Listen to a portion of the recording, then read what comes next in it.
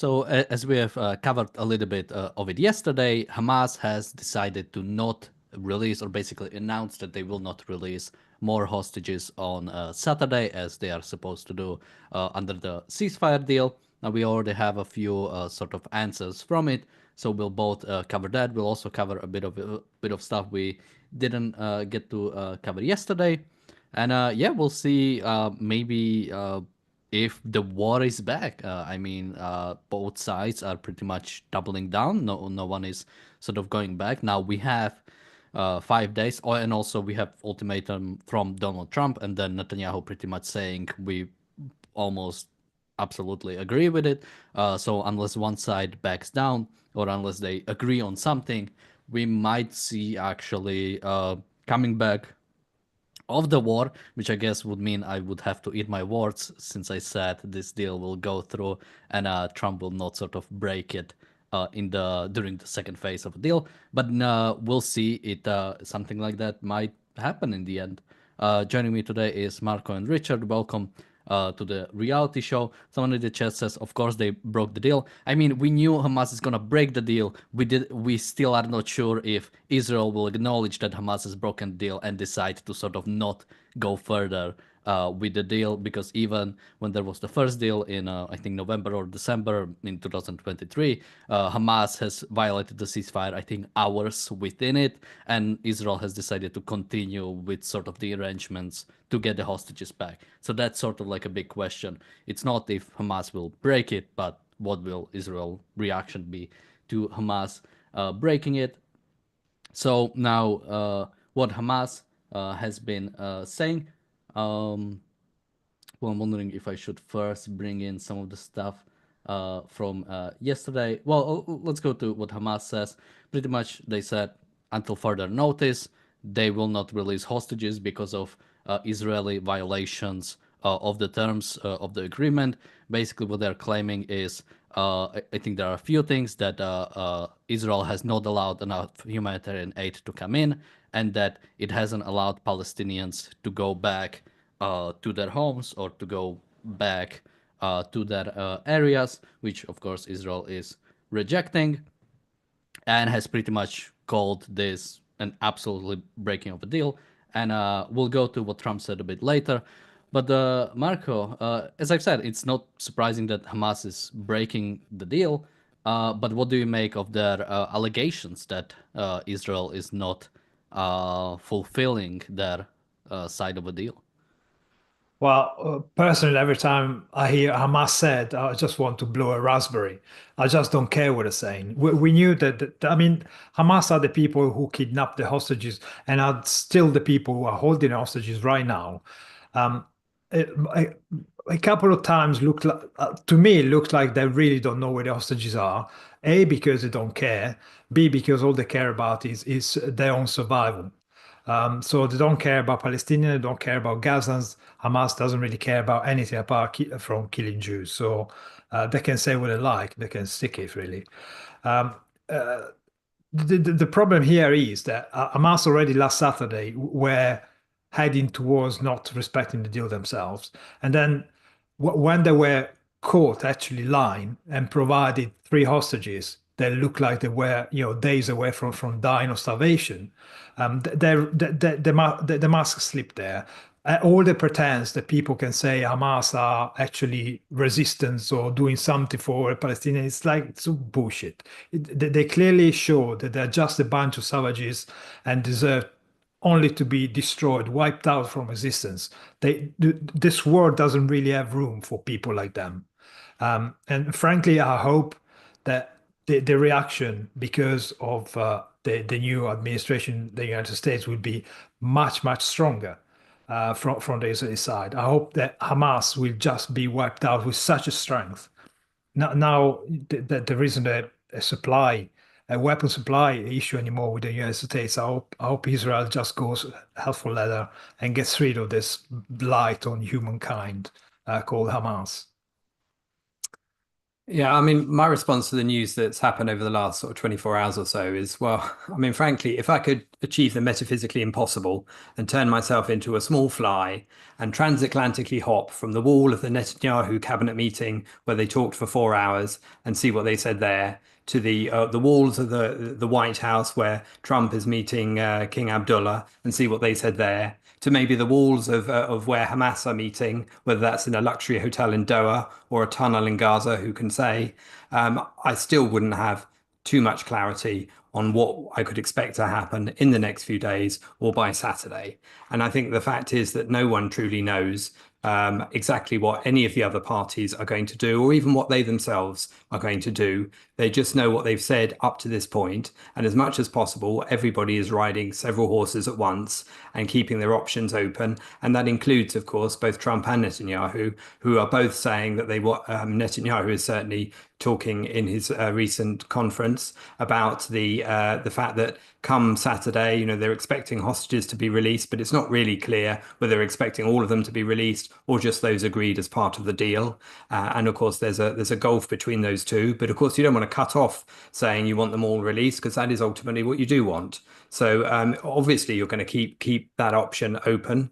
Obviously, you're going to do whatever you can to ensure that things can progress, albeit in this stab in the dark kind of way, which everything is being conducted at the moment. This is obviously a troubling time, both for obviously Israelis and of course for being able to comment on it, to be frank, because it's pretty difficult without saying simply the fact that I don't know. And sometimes I think we need to be honest about the fact that we just don't know exactly what the next few days will bring and whether it is a resumption of the war or not. However, what we do know, and what does make commentary super easy, is that we do know that none of the principles have changed. And those are the principles we talk about every day on this show, or on many different episodes, all about not negotiating with terrorists, about the fact that the good shouldn't give in to the evil and give them their sanction, and all of those kind of factors. Those remain true, obviously.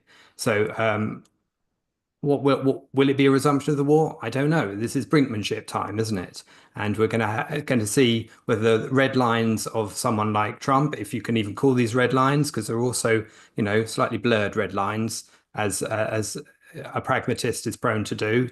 But of course, that is also putting considerable pressure on Hamas as well. So I think as we've spoken about before, the whim-based, slightly erratic nature of these various announcements, including from the White House, do also put Hamas on the back foot. There is some merit in that. This is the first time that the US administration has not been entirely boringly predictable and easy to manipulate.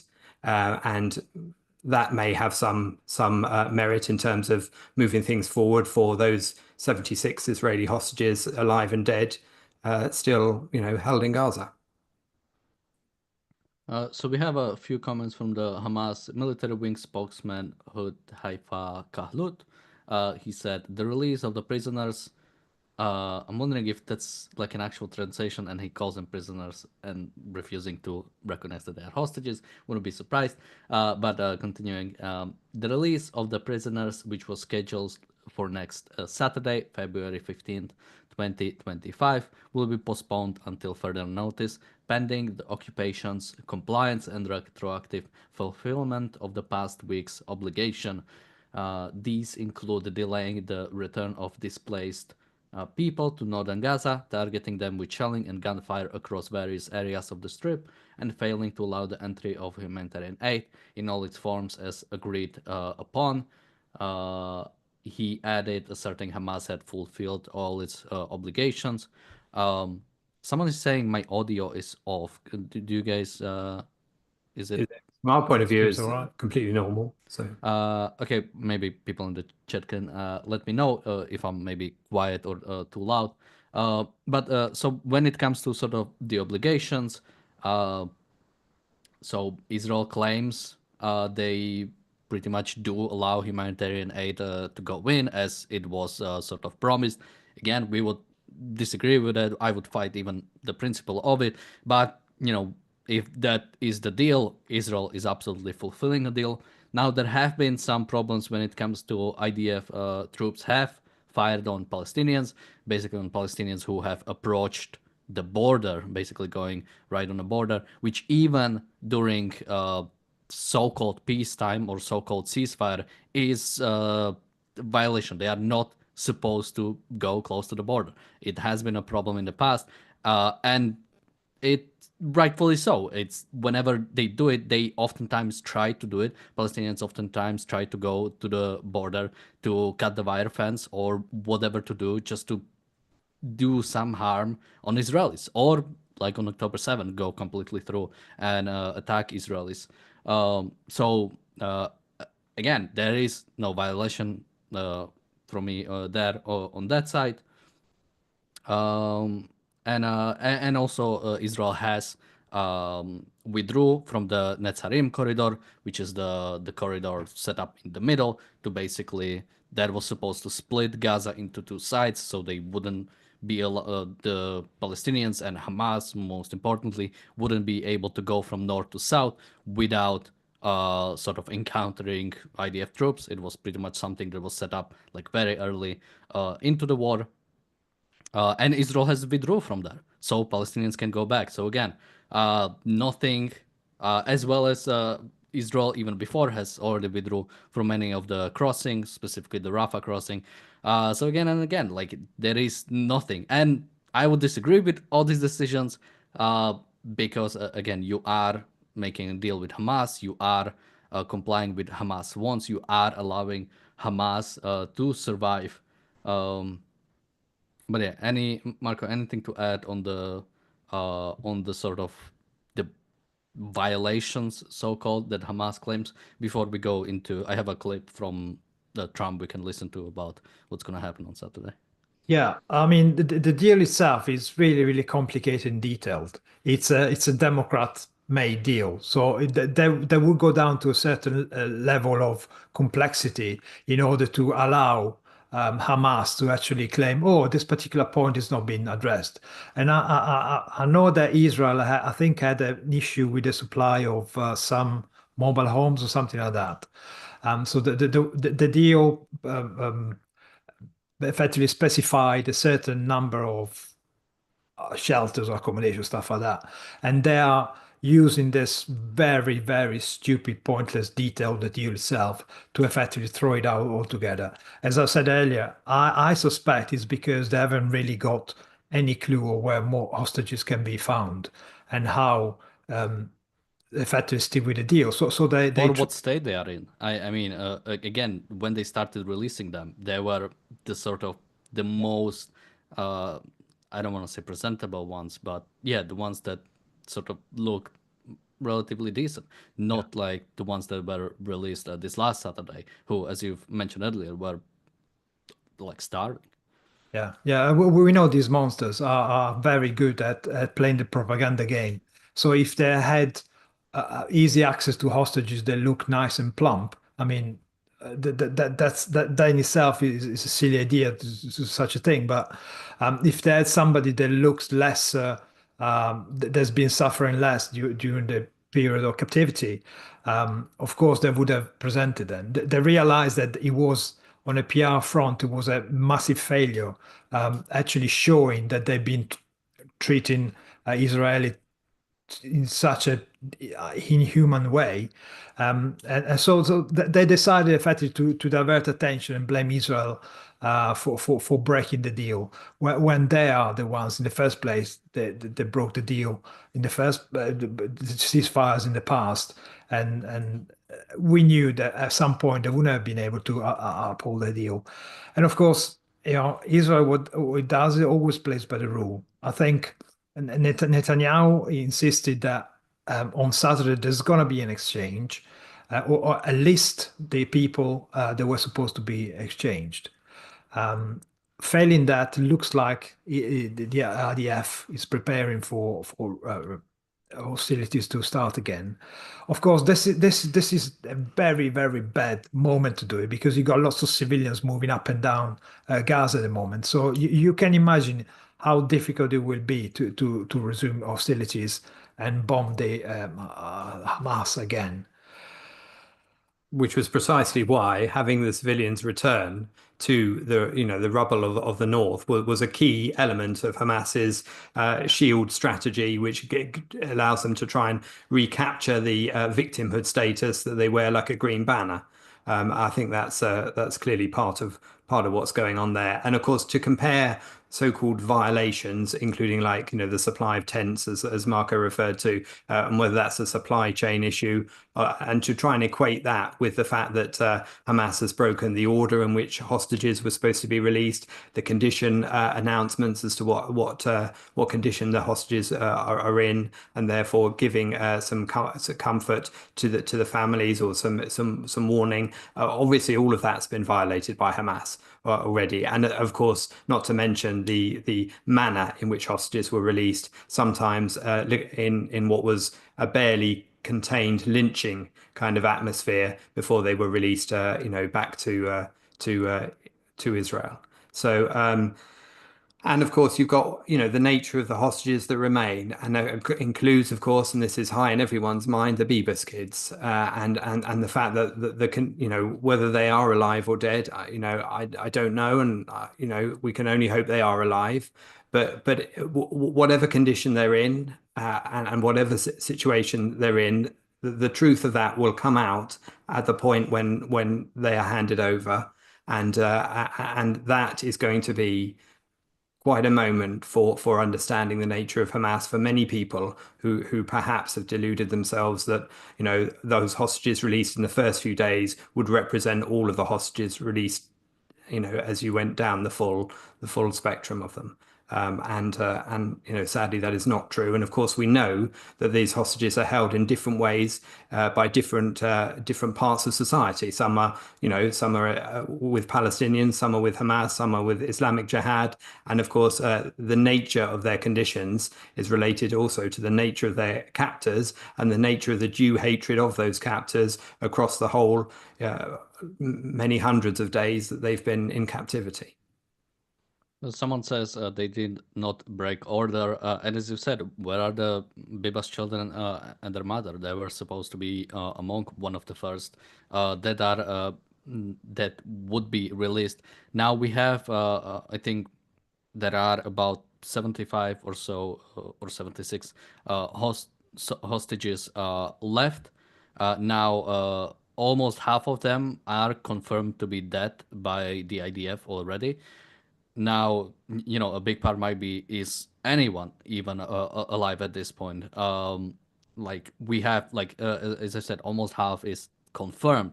Now, how many are alive now in total? And Hamas might be basically saying, we just cannot. I mean, again, just take the state that the last hostages were released in. I mean, there's so many things to say on that. But let's listen to a little bit from Trump, who has recently commented on this announcement by Hamas that they will not release the hostages. Well, I would say this, and I'm going to let that be because that's Israel's decision. But as far as I'm concerned, if all of the hostages aren't returned by Saturday at 12 o'clock, I think it's an appropriate time. I would say cancel it and all bets are off, and let hell break out. I'd say they ought to be returned by 12 o'clock on Saturday, and if they're not returned, all of them, not in drips and drabs, not 2 and 1 and 3 and 4 and 2. Saturday at 12 o'clock, and after that, I would say all hell is going to break out. So, first of all, I liked how he was saying, if hostages are not released, and then he paused for a second and said Saturday at 12 o'clock. Now, first I thought maybe he was just making shit up about where to release. Maybe he was just remembering when specifically they are supposed to be released. But he basically, important part, he basically said something along the lines, it's on Israel what it wants to do. Now, I think my belief was pretty much that Trump didn't yet coordinate with Netanyahu or Israel, basically what their response would be to this reaction. So Trump has said sort of like this is something he could imagine, that basically unless all hostages, now that means the 76, all hostages are released, that the hell will break loose. But basically he didn't agree with that with Israel. Now Israel had Israel was supposed to have, or the cabinet was supposed to have a meeting. I believe it was supposed to take place in the evening about this whole situation. Now, after Trump's statement, they basically moved it to the morning, and have came out with basically saying they pretty much agree with Trump's decision. I think with one small caveat, basically saying not specifying that all hostages might be released. So that might mean there might be some difference, but basically in spirit being behind it. So you have Israel and America pretty much being on point that they will not budge on anything. There will be no negotiations about what can Israel change. Basically saying we don't accept this threat, and you just have the Hamas should continue releasing as according to the deal, and if not, let hell break loose. I don't know what specifically he said, but basically that yeah, something will happen. Now that something would most likely mean pretty much the deal completely falls through and a resume of the war. With we already have IDF sort of being on high alert, as well as many parts of the Netanyahu government pretty much completely being behind this decision, as well as I believe Ben Gvir and his party, who have left the government but still supporting it, are playing out with the idea of going back into the government if this deal does go through. So all in all, I think a really good reaction from the president of America. Marco, what do you make of Trump's we could call it threat or sort of breadline?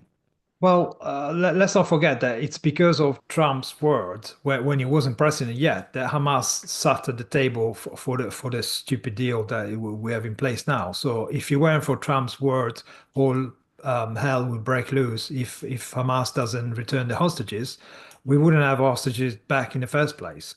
So the fact that he repeated this and now he's president, now he's actually made the point, return all the hostages, or we let Israel do what they want. Well, you know, that's what you want. You just want the president of the United States to stop butting into Israeli politics and effectively just tell the Israeli government, we're back in, do what you want. And right now, Netanyahu has signaled that what he's doing is gonna be sticking to the agreement as it stands at the moment. I think it's gonna run out in 2-3 weeks' time. And that would entail the release of another 16 hostages, I think. The problem is that after that, the Biden Democrat deal, there should be a second phase, and the second phase still has to be negotiated.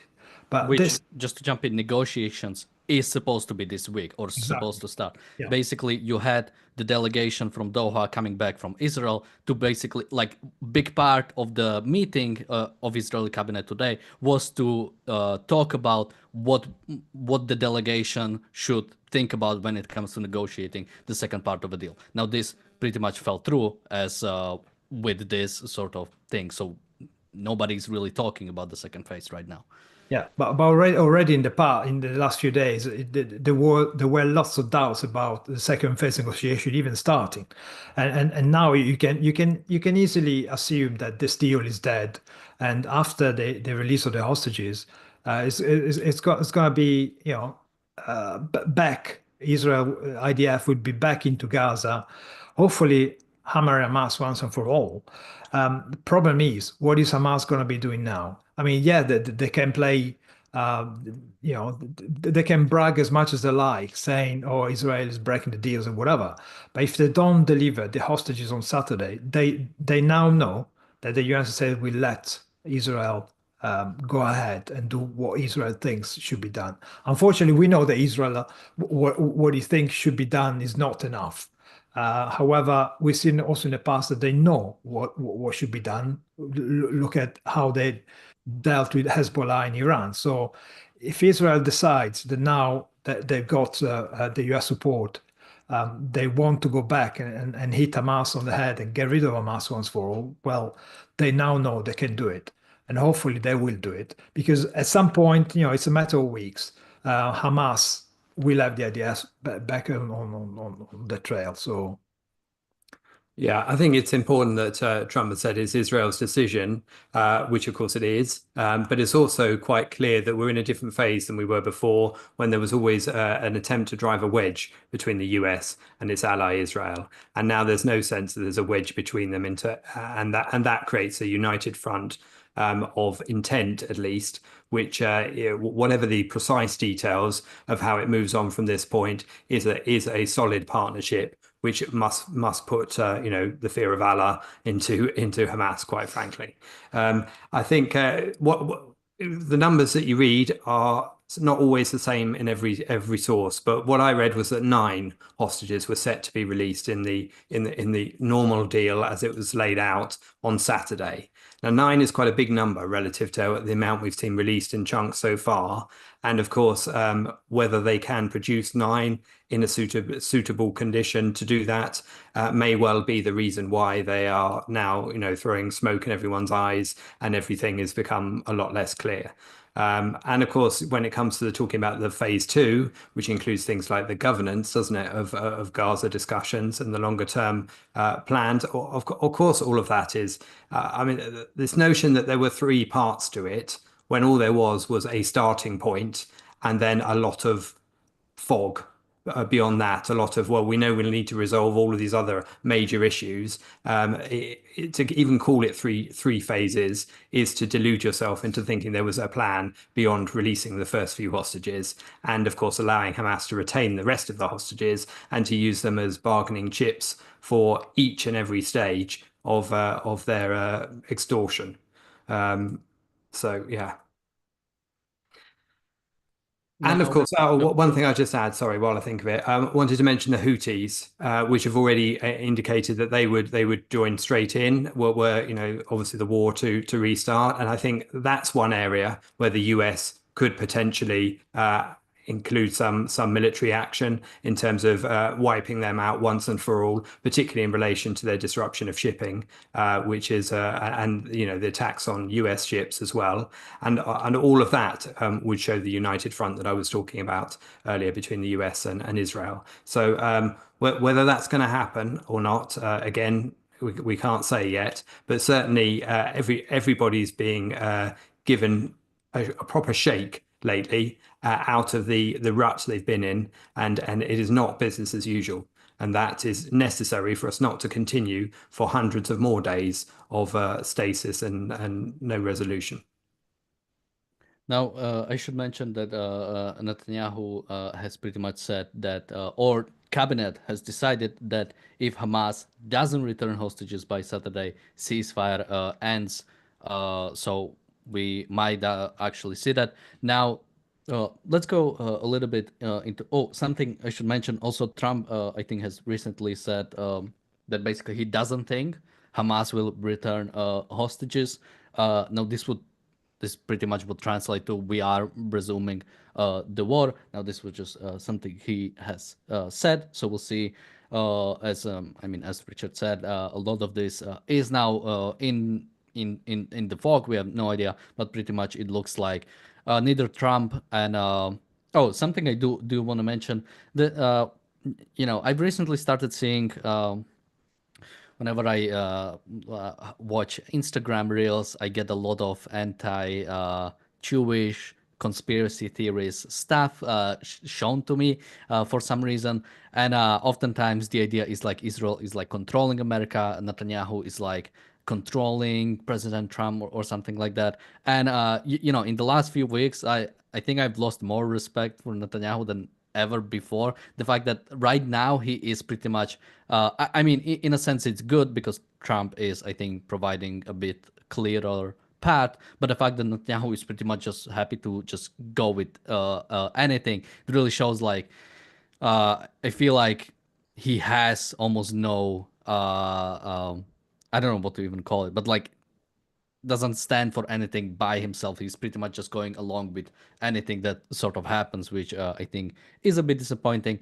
But we are seeing sort of positive results right now. So yeah, let's play around with this idea of are we sort of going back to the war? And now I think there are sort of two different paths, both how Israel will change its course and um, how also America will affect this course. Now, something first I want to mention that uh, basically something I've been seeing a lot is that now the Israeli far right is behind this deal. And maybe just a small discussion on the idea of far right. I think I'm gonna stop referring to Israeli parties, some of them as far right, because it's such a vague term that it doesn't almost like portray anything. Now, this is not like an endorsement of the so-called far right parties of Israel, but I think there are sort of better definitions for them. I think either calling them ultra-Orthodox or there is this term called Kahanist when it comes to Israel. Now, it is said that sort of Ben Gurion's party is sort of this portrays to this ideology of Kahanis, but I think those descriptions are much better than using far right. Now, just because I see some people already sort of celebrating, again, just because we don't call them far right doesn't mean it's endorsement. I just think it's such a vague term that it's sort of hard to actually describe what is meant when you say far right, because even people like Javier Milei are described as far right, and it's sort of, I think, really destroys the term, because it's sort of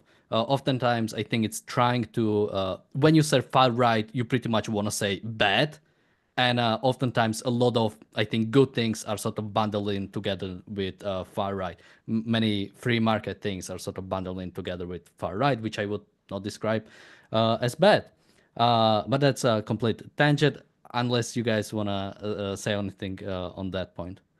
I just wanted to add that, Ayn Rand about 50, 60, 70 years ago wrote an essay called Extremism, the art of smearing.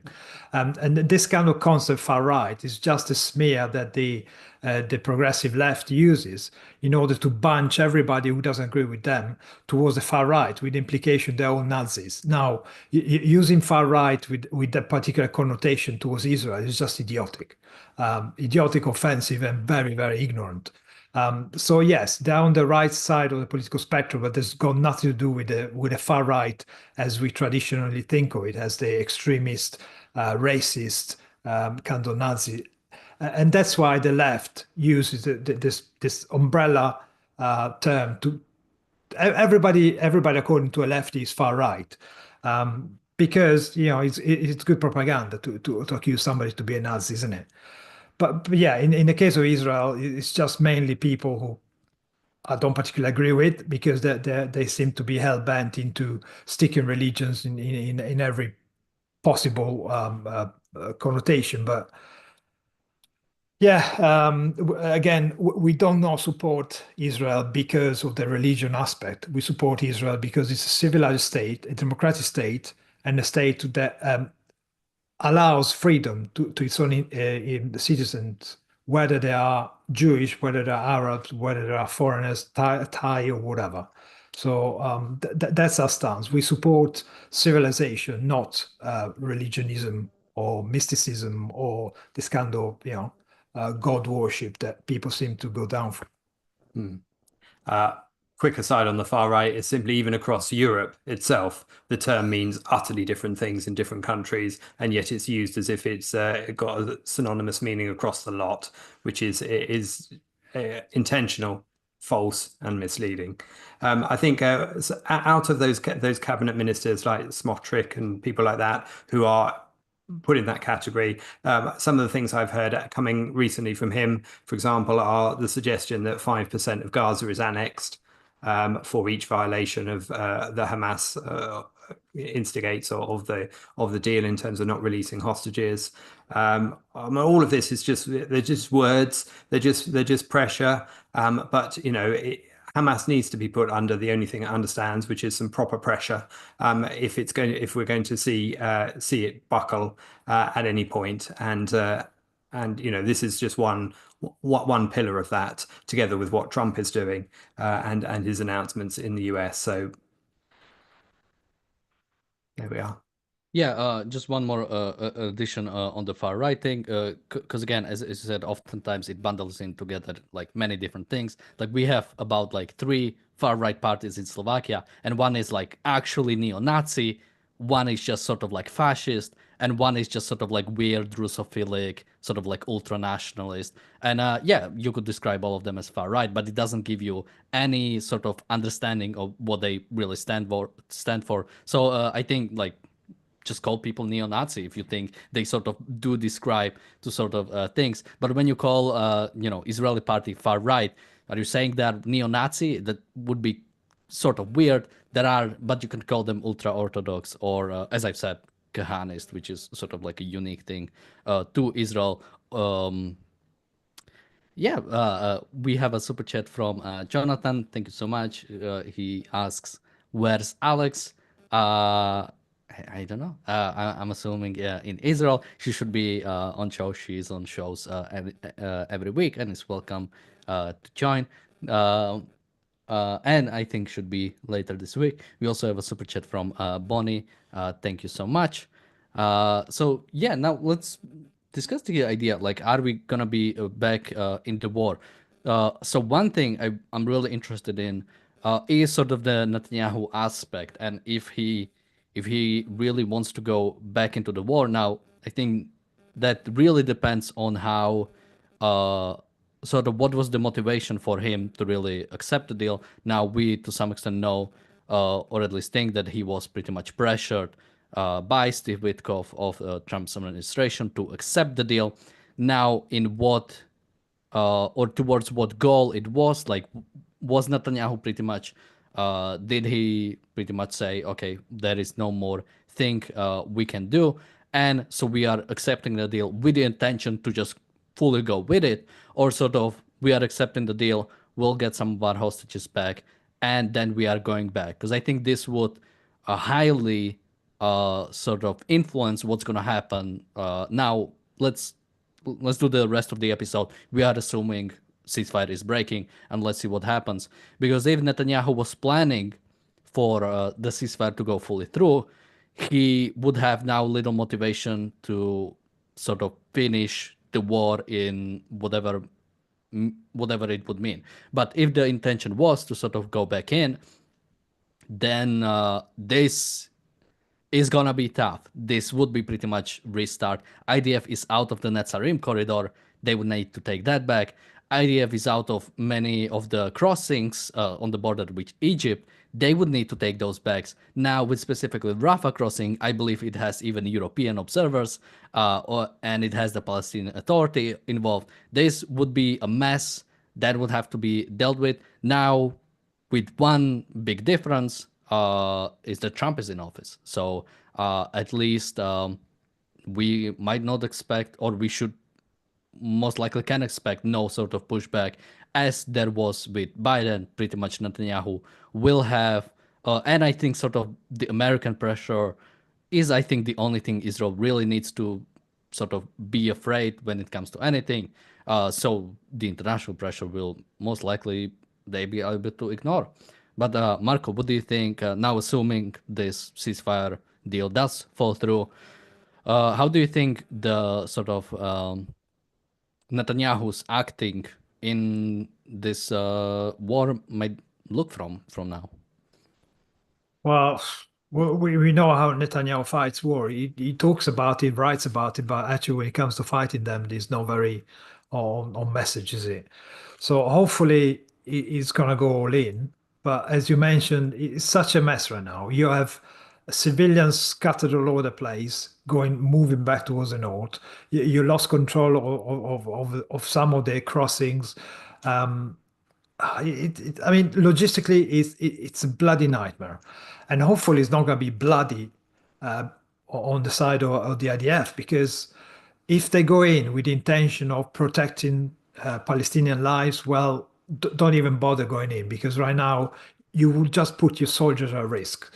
So try and do something different. Try and do, I don't know, more targeted operations, something like that. But of course, you're given Hamas about a month time to regroup, to to reconnect with the various groups and perhaps supply weapons as well. So we don't really know what the restarting of the hostility would look like. Certainly, it wouldn't look very pretty.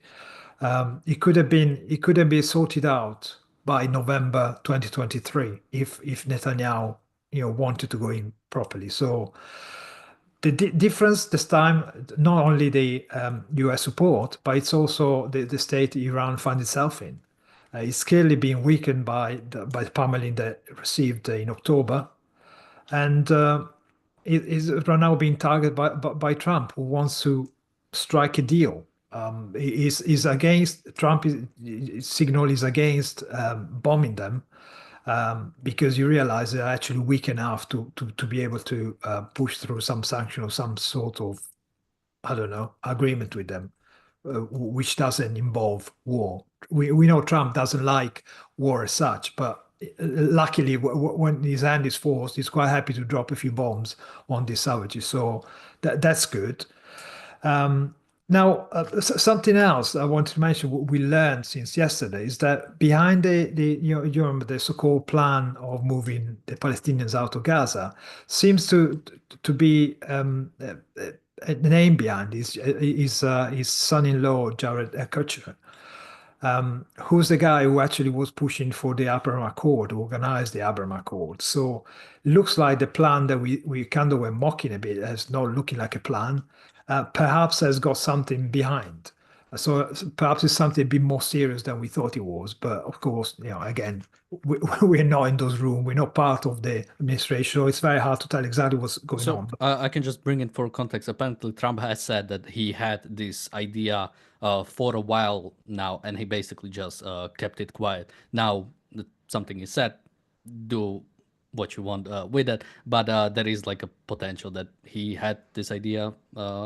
And there is actually, I've seen X clip from 2016 from the presidential debates when Trump was arguing with Marco Rubio, and Trump was saying something similar to this, basically building Riviera or something like that on Gaza. And Marco Rubio said, "Well, you just want something like you just want a real estate deal out of Palestinians or something like that." So maybe he had some inkling of this idea for a while now, but yeah, just to bring it up. Yeah, for my part, I think in terms of what Netanyahu was planning when he accepted the deal and what he's now going to do, the difference between assessing those scenarios depends on the key bit of information that we're not privy to, which is the Israeli intel on the status of the hostages. Because if they already know that the 76 are no longer alive, have been killed either on October the 7th or in Hamas by Hamas since, then that will affect the nature of what they agreed to up till now and the nature of what they're prepared to do.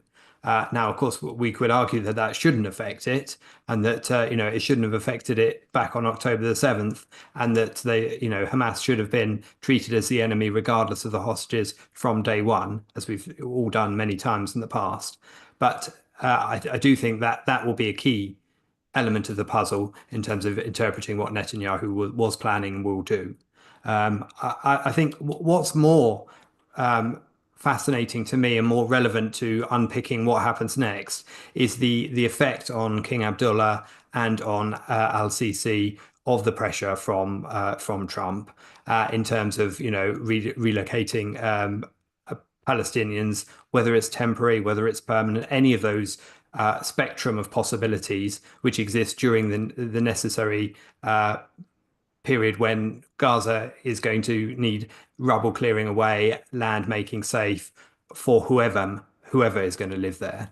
And And that's the element that I think is going to be key in terms of the pressure. And of course, that includes what Trump's been talking about withdrawing the like 1.45 billion that they give Jordan each year in aid, and the fact that Jordan has a small economy that relies on that aid, and it is not a successful economy. And of course, Jordan is using the argument that its own stability is at stake. But then also, that's an argument on Trump's side as well for, well, come on, I'm not going to support you. You've got no stability without me anyway.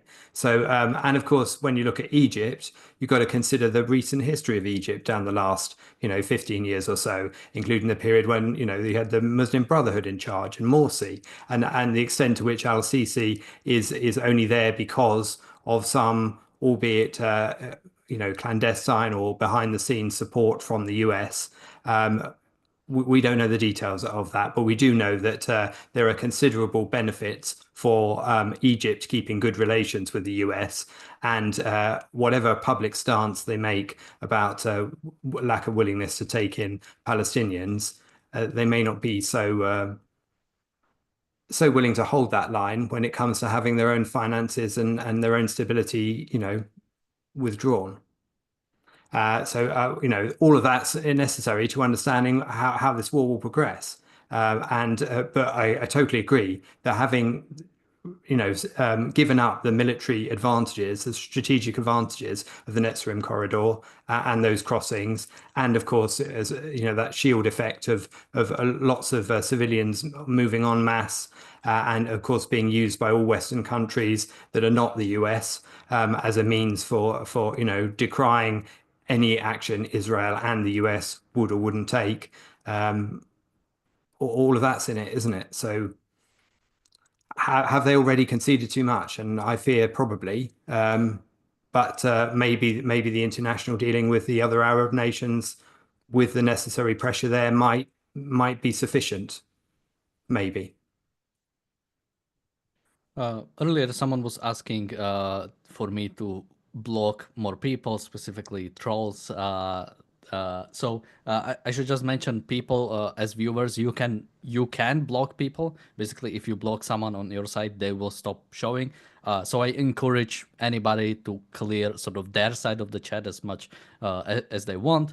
But for the most part, we keep it pretty open. Only when it comes to like really hardcore trolling or sort of spamming, then we ban it, but we try to keep it as open as possible. Now, someone says, Daniel, thank you for speaking of President Trump with a touch of respect.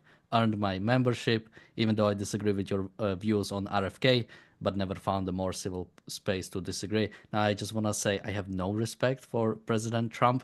Most importantly, I think he is fundamentally flawed and sort of says a lot of bad stuff about the current culture.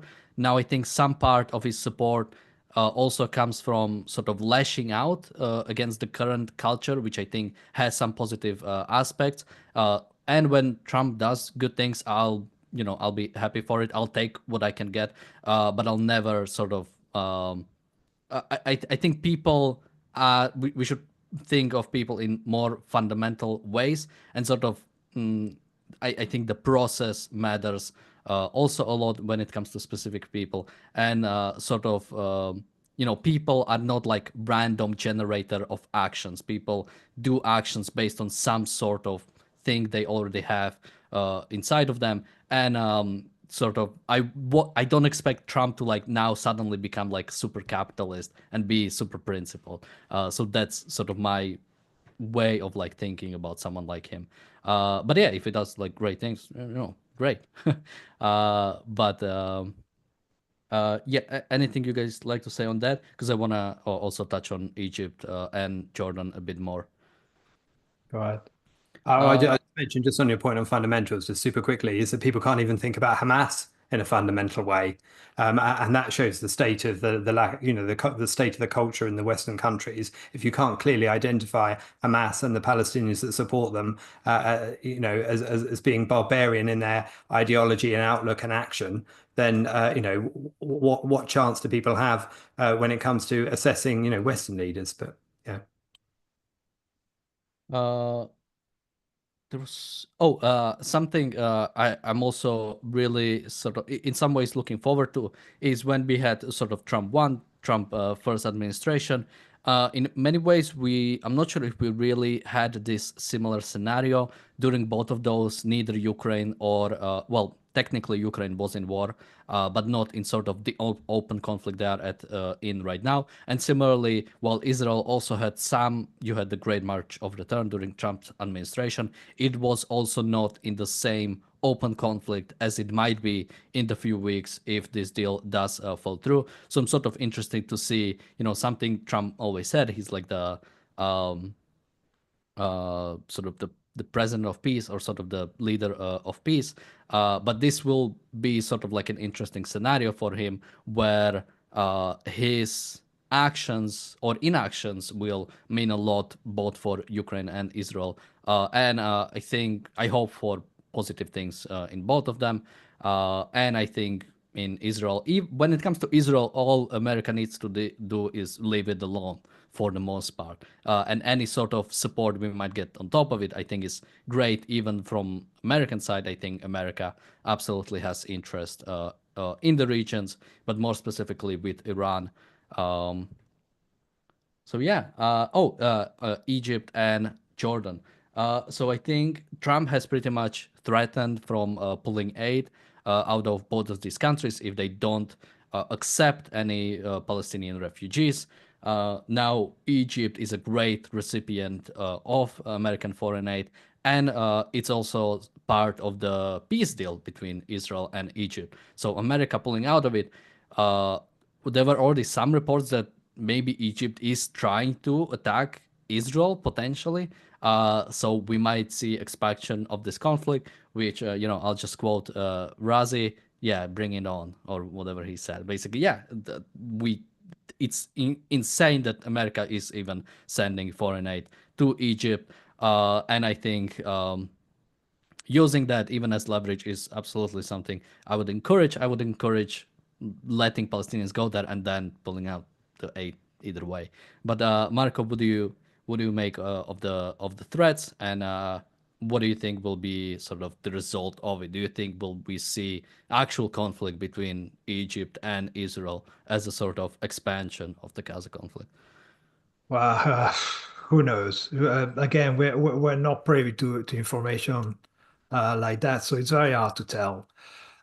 Looks like Egypt was buying lots of weapons, so it looks like Egypt was preparing for war. I don't know whether they're just posturing or whatever, but it would be quite ill-advised for al-Sisi to go down and start attacking Israel, because it's not the right time to annoy Israel. I think right now they have shown their teeth. They've shown that they're able to keep the area under wraps. They've been able to pound Hezbollah. They've been able to hit the Houthis. They've been able to hit Iran and disable their defenses.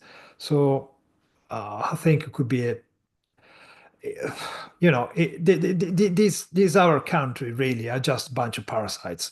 They are only able to extract concession from governments in the West. They don't have any real strength of their own. So they usually, when they do things like this, they usually want to show that they have some kind of determination, but then they're very ready to sit at the table and try and store some money out of the West, especially America.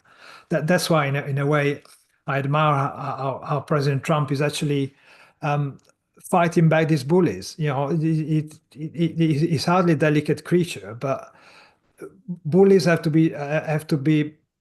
meet violence. You punch a face at a bully when a bully start bullying you. You don't sit down and have a nice conversation. You just punch it straight back in the face, and that's what Trump is doing all over the place. And frankly, good for him. Finally, America is standing up for itself. It doesn't have to be the sacrificial lamb that ridden with guilt goes around the place being kicked in the face and saying, "Oh, I'm sorry for being imperialist." No, Trump is fighting back. Good for them. I think the reaction of the Arab leaders in the various regions is got to be based on, what does the near term and middle term and longer term future look like for the region? Because at the moment, who are they siding themselves with if they choose to go against Israel and the US? And would Egypt really want to be siding with what are clearly weaker countries than they were, even at a perception level, let alone the reality, which is probably even worse? Even when you take into account the Iran backing or Russian backing or any of the other meddlers that are behind the scenes when it comes to fostering conflict within the area. So I think that clearly the Middle East is going to go through a very different phase over the next, quarter of a century, and it's being defined now. And the decisions that those leaders like Al-Sisi, like King Abdullah take now will determine whether they are part of the future, the successful future of the Middle East, or the rubble of extended from Gaza. So that is going to be at the forefront of their minds, I would say. And they're going to have to make a decision as well. It's all very well we'll talk about the red lines of the US all the time, but at some point, and these hostage release dates and the dates of the ceasefire and all of these elements being met or not met will determine that they will have to show their hand as well. And they will actually have to put their cards on the table rather than pretend they're a US ally, but also they support the Palestinians having whatever they want. And essentially they're playing both horses at the same time, riding both horses at the same time. That can't continue, and they're going to know that. So that might bring some clarity to where we head. Bonnie in the chat is saying, if Trump does back down Saturday, what message does that send to Hamas and friends? So I think in some ways the decision is good because there is no way for Trump to really back down. He pretty much said, release all the hostages or Israel can do whatever it wants or we don't really care for the deal. So I think for the most part, this is on Netanyahu. I don't think, unless, Trump does something like force Netanyahu to basically not go back in, which I think would be, I don't think would really happen. But I think unless something like that happens, there is no real way for Trump to sort of back down. I think now sort of the ball is Netanyahu's court. And I think, again, unless something really drastic changes in the next few days, I think it's mostly on Netanyahu right now. We also have a super... As it should have been all along. Yeah. The aberration was the America under the Democrats and Biden that was holding back the reaction of Israel. So, we have a super or a member chat from Robin, who's been a member from 31 months. Thank you so much. He says, is it good that someone is standing up for the US? Do you think it will be harmful in the future of the US that Trump is the one doing it?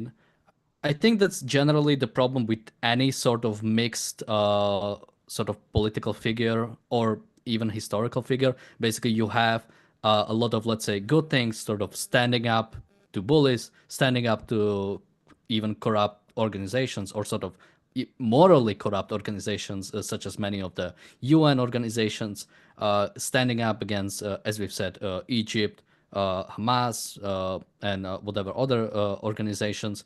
Now that with Trump, that is being packaged with many other really bad things. Now, will he hijack the idea of standing up to evil nations, and now the only people sort of standing up to evil nations would have to have this sort of like Trumpist like view of the world?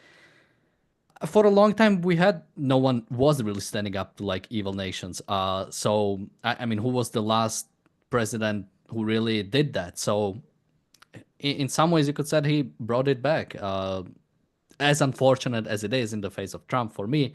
But sort of again, I think Trump was the result of many Americans sort of being fed up with what they were getting from the other side. Now, because of the unprincipled nature of sort of the current culture, they couldn't formulate what they really want. And, many of them don't really understand what really needs to happen when it comes to sort of the ideal sort of American president or the ideal of America. But yeah, what do you guys think? Will sort of the future be as how did Robin put it? Will it be harmful that it's the Trump sort of doing that? To be honest, what was harmful, what was the kind of ideology that the Democrats and Biden administration was spreading. It's a good thing that Trump is winding up all the DUI bullshit, all the woke crap that's been has been at the forefront of our society for way too long. It was a joke to start with, and suddenly became something established.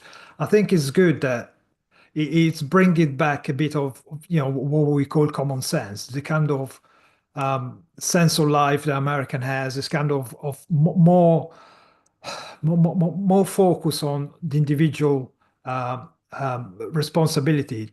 Take chance of your take hold of your own life and determine your own destiny. It's up to you to make your life better, not somebody else to pay for you to to become wealthy, to buy a house for you. So it's good that this kind of mentality comes back. And of course, nobody expect Trump or anyone like within any of the parties in the West really to have a very intellectual stance and fight for capitalism on the moral basis, on the basis that should be fought for. But there are ideas out there. There is Ayn Rand stuff has been out there for decades, and now people seem to start reading and understanding it. We've seen examples in Argentina. I mean, who would have ever imagined that this kind of push comes back from Argentina? I mean, that's fantastic. We need more of that. We need more people to start thinking, hang on a second, the socialist system doesn't work. It's been failing all over the place, pushing for net zero, pushing for equity, and all this kind of DIY crap that here in Britain is still pushed to destruction, literally. It's just held in people's misery. That's not how you thrive in your life. So it's good to see that there is a way out. It's good to see that somebody is pushing against all this, but nobody expects him to be the savior ultimately. I think to the extent that there's any moral clarity being shown, that is good and should be cheered. That includes things like sanctioning the ICC and defunding UNRWA and those kind of things. And of course, also what JD Vance is doing, even, walking out of that Elysee meeting, Elysee Palace meeting in France, when China is praising the UN. That is also a good moral stance, and that is resetting what people should be thinking. So that indicates that there is I mean, there's obviously time beyond Trump, and we're obviously only at the start of Trump's second term. So what will follow on from that will be determined by what happens during that term, and of course who exactly, whether it's JD Vance or somebody else, is put up at that point. And at this point, we can't really see the next fortnight, let alone the next 4 years. So it's a tough call. Well, first impeachment is already coming, so maybe we'll see it shorter than we expected. We have a Bonnie in the chat saying, so Israel is expected to take action, not Trump. Is that all Trump meant by hell to pay? There are 11 US hostages. I don't like the idea that Trump will let Israel act. Now, I wouldn't supposed to guess what Trump means by anything. But again, sort of, I don't really see what Trump could do, or like American president in general could do in this situation. It's Israel's war.